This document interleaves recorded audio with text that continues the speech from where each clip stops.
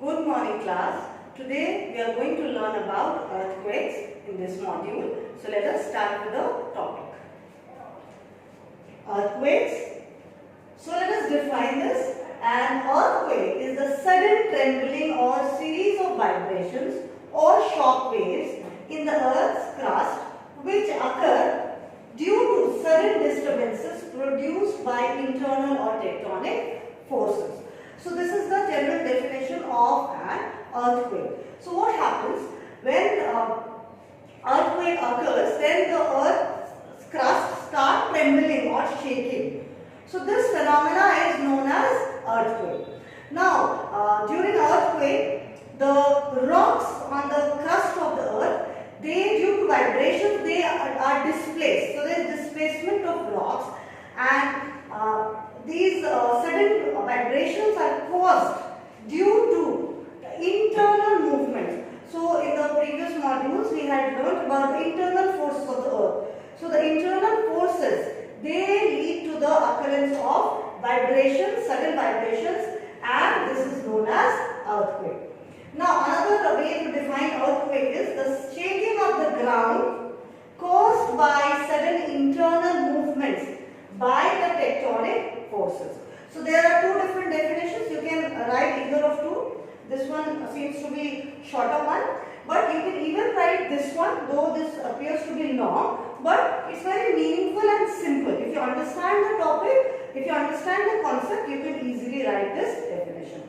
So the key words which are important: sudden trembling or series of vibrations. So these are the key words. Shock waves, caused due to shock waves. So earthquake waves are only known as shock waves. And then you have to write one more word, that is due to internal or tectonic forces. So these are the keywords of this answer. Whenever you are defining an earthquake, you have to include these keywords: sudden trembling, shock waves, internal or tectonic forces. So these are the keywords to define earthquake. So this is how we can define an earthquake. Now in the next we will learn about the important terms which are related to earthquake, and after we learn those terms we will understand the concept better. The first one is seismic waves. So when the tremendous energy stored in the rocks is released as powerful vibrations, tremors or shock waves, they are known as seismic waves. The energy spreads out as concentric waves from the focus in every direction. So students, the first term which is related to earthquake is seismic waves. So when we say the earthquake has occurred, this means there is generation of some waves, seismic waves, or we even call them tremors or shock waves. So these waves, they lead to vibration on the earth's crust, and they are generated from a point deep within the earth crust. Means that point from where the earthquake originates or begins is below the surface of the earth. So that point from where earthquake begins, and from there only the waves are the waves radiate, start from that point and radiate in all directions. So these waves start from the point below the earth's surface known as focus. So focus is the point of origination of an earthquake. So the next term is seismic focus. So this is what we were discussing here. So children, there is a diagram. You can see the focus. This is earthquake focus. This point, this particular point is the focus. From here you can see the concentric circles. Means all these circles have a common center, which is the focus. So from here starts the earthquake, and the waves radiate out in the form of concentric circles, and the point exactly above the focus on the surface of the earth is known as epicenter. So focus is the point of origin, of an earthquake, and epicenter is the point which is vertically above the focus on the earth's surface. Focus is below the earth's surface. It is formed at a depth less than 60 kilometers. So the focus can be deep seated, can be at intermediate depth, or can be very shallow depth. So the focus of an earthquake can be deep seated, intermediate, or it can be at a shallow depth. And on that depth of the focus depends the intensity, how intense, how destructive the earthquake would be. Now, we have discussed these terms, seismic waves. These waves are generated from the point of origin of earthquake, which is focus, and then it leads to trembling or shaking of the earth's crust, and the point which is just vertically above on the earth crust, vertically above the focus, is known as epicenter.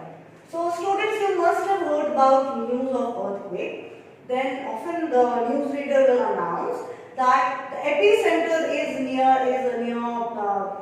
Sikkim, or the epicenter was this much away from Delhi. So this is how we say that the epicenter is the point below which deep inside the earth there is the focus.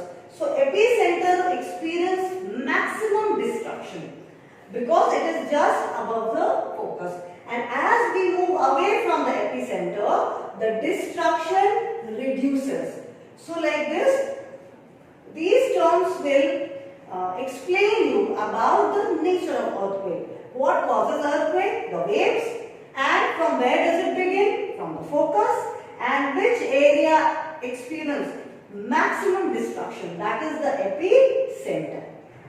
Now let us learn about other terms related to earthquake.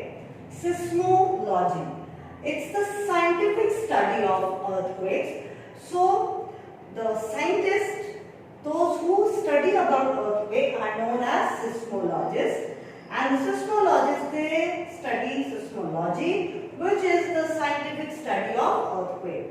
So the seismologists, they learn about the nature of the earthquake waves due to which earthquake occur, and they also learn about the different aspects of an earthquake. For example, the energy released during an earthquake, that is the magnitude of an earthquake. They also study the destruction caused by an earthquake. So there are different dimensions that the seismologists, they study about earthquakes in the discipline known as seismology. Now the next is the instrument used to measure the magnitude or intensity of an earthquake, that is called seismograph.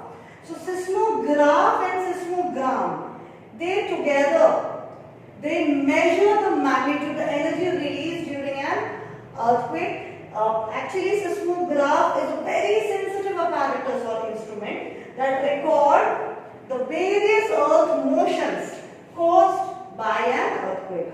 So when an earthquake occurs, the earth moves, trembles, the tremors occur, there is shaking of the earth crust. So there is horizontal as well as vertical motions in the rocks of the earth's crust.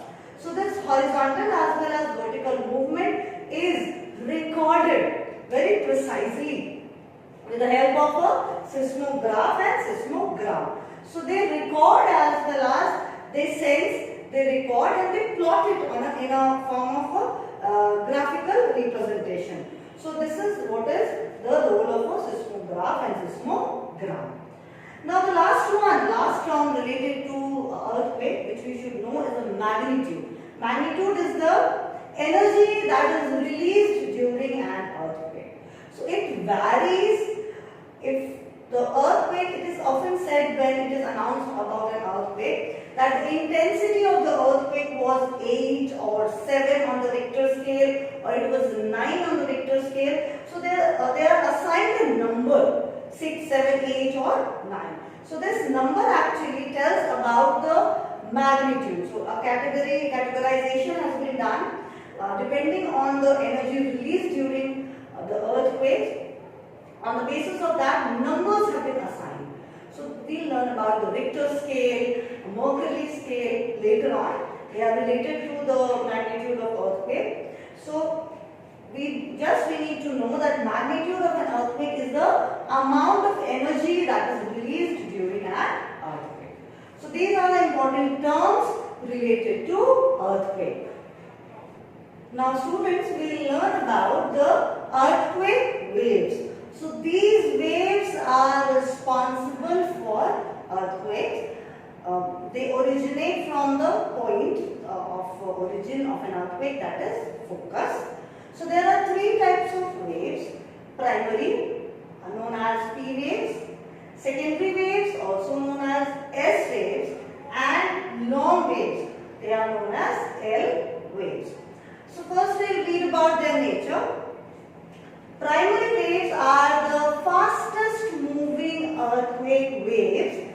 They can pass through gases, liquid as well as solid.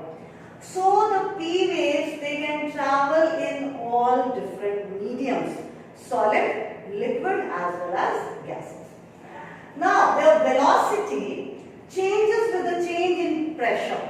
So as the P wave travels through crust, mantle and core, so its velocity changes with the change in pressure condition in each layer.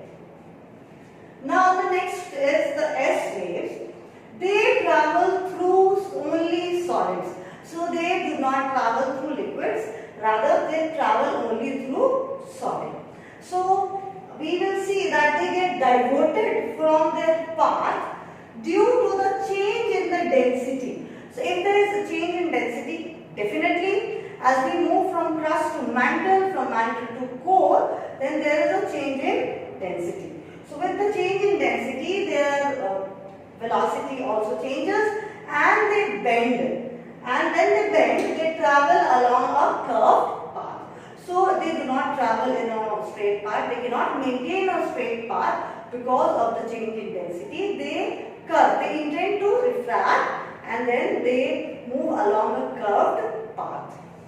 Now the third wave is long waves, or known as L waves. These are also known as surface waves because they do not penetrate deep inside the earth, but they can travel only horizontally on the earth surface. And you know, students, these waves are most destructive among all the earthquake waves because they move horizontally and their effect is only on the surface. So the maximum tremors or trembling of the crust occurs due to the L waves.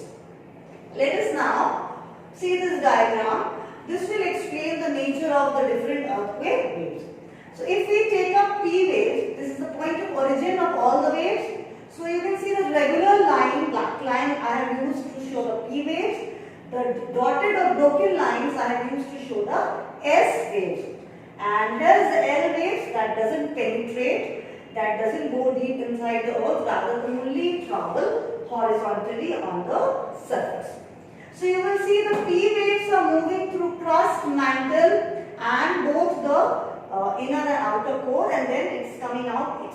This is also bending a little because of the change in pressure and density condition in different layers. Now the S wave you will see is not entering the core because the core is in molten state. So the S wave will not enter the core, and as I told you, the S wave also bend due to change in density condition. So crust has the minimum density, then mantle has little more density and core is the densest. So the S wave, they do not penetrate into the core and they only travel on in the solid. So the solid layers of crust and then upper mantle. And the third one we have already discussed, L waves. They are surface waves, they are most destructive and they are limited only to the surface. They do not penetrate deep inside the earth. So this is all about the earthquake waves and their nature, that how they vibrate and cause the displacement of the rocks, and this is how an earthquake occurs. Our next topic is predicting an earthquake. So students, it is very important to predict an earthquake. But why? The answer is very simple. Earthquakes are destructive activities. So when this natural phenomena occurs, then a lot of destruction takes place. Usually earthquake occurs in earthquake prone areas, and we know about those areas, but due to population pressure, we are bound to settle either near those earthquake prone areas or we have settled on the earthquake prone areas. So definitely it's very necessary to predict an earthquake. If we are unable to predict an earthquake, then it might be very, very disastrous, and we have heard of several earthquakes in the past, and they have been very destructive. So let's learn few facts about prediction of an earthquake. So to reduce the damage caused by loss of life and property, it is very important that we predict the natural disasters like earthquake, volcanic eruption, flood, etc. Now, before an earthquake, we observe odd behavior of animals, like especially the burrowing animals and underground creatures like snake. They behave in a very different way. Like the snakes which are hibernating, they will come out from under the ground, and the burrowing animals also, they show a different behavior. Then they will no more stay inside the beneath the ground, or they will not go inside the earth. Then aquatic animals like ducks, fishes. You will find fishes jumping out of the water, and ducks, they will not be entering the water anymore because they get a sense of the earthquake. They can even sense the slightest vibration which we human beings cannot. So like this, the animals, especially the underground animals, the burrowing animals, the aquatic creatures, they show very different and odd behavior. And by which, if we observe them carefully, then we will find out that there is a chance of a natural disaster. It can be earthquake, or it can be earthquake-induced tsunamis.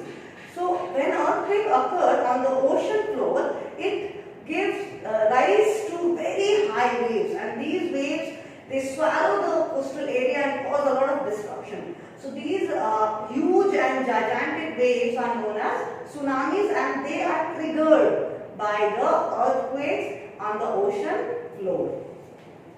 So the last point in this, in old days, the Chinese people, they had invented a very peculiar, typical kind of a seismograph to observe the intensity and magnitude of earthquake. So let us see the picture and the diagram to know more about the Chinese seismograph. This is the picture of the Chinese seismograph.